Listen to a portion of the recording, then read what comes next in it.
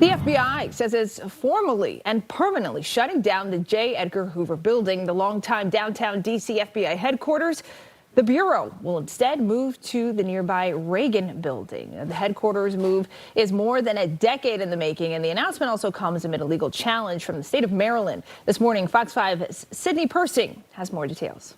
The Hoover Building, by all accounts, is very run down. Leaders fought for nearly 15 years to get the Bureau to move to a new facility in Maryland, and a plan was finally approved under the Biden administration in 2023 for a build in Prince George's County. But that was blocked by the Trump administration in July. FBI Director Kash Patel announced this year the Bureau would instead stay in D.C. and move down the street into the already existing Reagan Building. He said that plan is finally official and underway. Patel had said that a new build in Maryland would be an unnecessary waste of taxpayer dollars and take too long. In a statement on X, he said this plan has been finalized now after more than, quote, 20 years of failed attempts. And he wrote in part, quote, when we arrived, taxpayers were about to be on the hook for nearly $5 billion for a new headquarters that wouldn't open until 2035. We scrapped that plan. Instead, we selected the already existing Reagan Building, saving billions and allowing the transition to begin immediately with required safety and infrastructure upgrades already underway. Listen now to how Patel described the building's disrepair back in May. I have cargo nets holding up the cement structures of the exterior of the Hoover Building because it catches falling cement and prevents it from hitting someone in the head.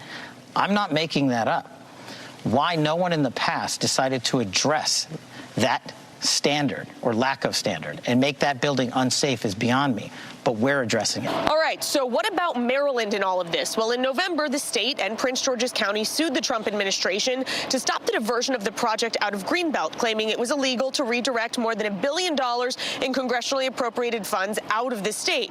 The DOJ has not responded still to that lawsuit, and the Office of Maryland's Attorney General declined to comment tonight on Patel's announcement, but in an interview just days ago with our Katie Barlow, Maryland's Attorney General Anthony Brown said he thought his lawsuit might actually be slowing down the department from moving forward, but he did not rule out the possibility of emergency relief.